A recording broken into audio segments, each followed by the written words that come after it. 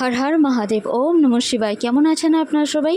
আমি ভারতী শ্রী দুর্গা বি মণ্ডল আপনাদের সবার জন্য নিয়ে এসেছি টাইমলেস একটা রিডিং, যেটা কিনা গুরুর আশীর্বাদ আপনাদের জন্য কী আছে। আপনাদের যাদেরই ইষ্টগুরু নেই, মানে দীক্ষিত নন আপনারা শিব ঠাকুরকে মেনে নিতে পারেন আপনাদের গুরু হিসাবে, কিন্তু মানে আমার নাথকে, কিন্তু দেবাদিদেব মহাদেবকে আপনারা তখনই মানবেন যাদের গুরু নেই। যারা সত্যি সত্যি নিজেদের গুরুর দীক্ষিত আছেন তারা অবশ্যই আপনারা জানবেন যে আপনাদের গুরু কি বলছেন, আপনাদের গুরুর বার্তা কী। কারণ গুরু পূর্ণিমাতে গুরুর আশীর্বাদ ছাড়া সবটাই অসম্পূর্ণ রয়ে যায়। তাই এই নিয়ে ভিডিও। অবশ্যই যদি ভালো লাগে তাহলে লাইক, কমেন্ট, শেয়ার, সাবস্ক্রাইব করতে ভুলবেন না। এই পরিবারে একজন হবেন। আমার এই পরিবারের নাম দৈবী পরিবার। তো দৈবী পরিবারে সবার চ্যানেলের নাম যা থাকুক, আমার নাম যেমন থাকুক, কিন্তু আমার পরিবারে মিষ্টি একটা পরিবার, যেটাকে আমি দৈবী ফ্যামিলি বলে থাকি।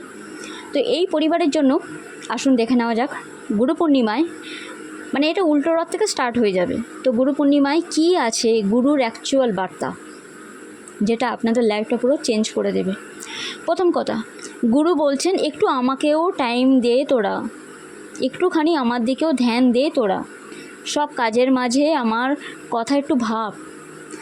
সবটাই থাকবে, সবটাই ছিল, সবটাই আছে, কিন্তু সবটাই আমার মর্জি বিনা কিচ্ছু হয় না। আমার মর্জি বিনা তুই কিচ্ছু পাবি না।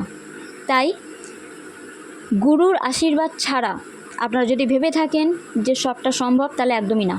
ওনার মানে অনুমতি ছাড়া তো একটা পাতাও নড়তে পারবে না, তাই না?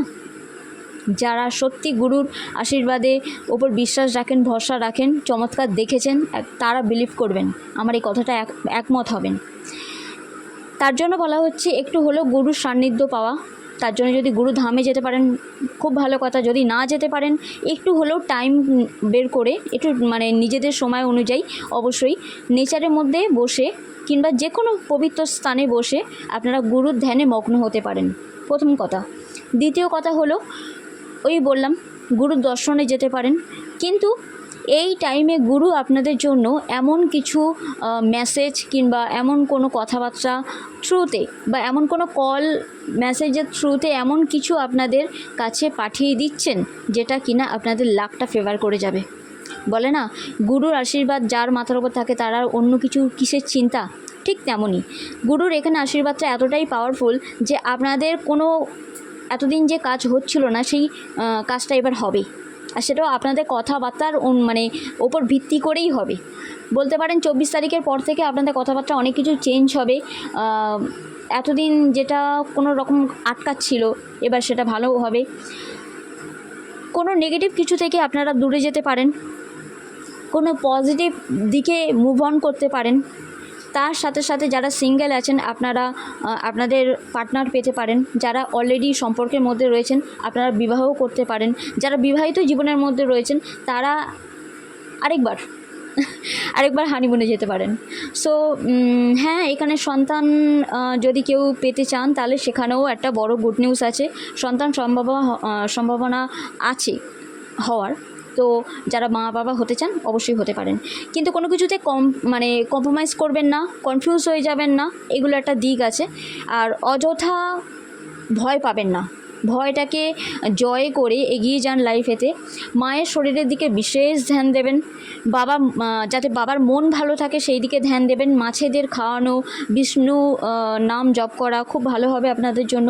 কোনো যে মানে দুটো কাজের মধ্যে যদি জাগেল করে থাকেন না, যে এইটা করব কি ওটা করব, তাহলে মানে গুরুর বক্তব্য এটাই, গুরুর আদেশ এটাই যে দুটোকে এই মুহূর্তে ব্যালেন্স করে চলো। ব্যালেন্স করে আপনি যদি যান তাহলে আপনি যে কোনো ফিল্ডে মানে আপনার গোলস অ্যাচিভ করতে পারবেন। গোলস অ্যাচিভ করার সাথে সাথে আপনি এটা জয় দেখতে পাবেন, মানে জিত আপনার হয়ে কাজ করবে। কিন্তু সবটাই আপনার উইজডমের ওপরে ডিপেন্ড করে হবে, মানে আপনার বুদ্ধিমত্তা বা বুদ্ধি শক্তি দিয়ে যে কাজ আপনি সামলাতে চাইবেন সেই কাজকে সামলে অবশ্যই সেটা জিত জয় হাসিল করে তবে আপনি আসতে পারবেন। নিজের ঘরবাড়ি যদি কেউ এই সময় ক্রয় করতে চান করতে পারেন। গাড়ি ঘোড়া যদি কেউ কিনতে চান কিনতে পারেন, কারণ ভালো সময়, সত্যি ভালো সময়। নিজের পার্টনারের সাথে বা ওয়াইফের হাজব্যান্ডের সাথে যদি একটা ভালো টাইম কাটানোর জন্য দূরে কোথাও ভ্রমণ করতে যান সেটাও করতে পারেন। কনফিউজ হয়ে যাবেন না, অযথা হতাশা বা দুশ্চিন্তা বা নেগেটিভ কিছু ভাববেন না। তার থেকে ভালো কথা কোনো তীর্থস্থান ঘুরে আসুন বা নেচারের মধ্যে টাইম কাটান, গভীর নিঃশ্বাস নিন, প্রাণায়াম করুন।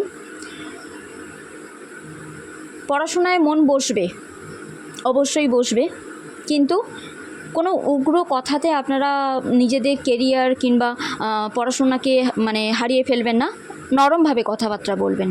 দুর্গা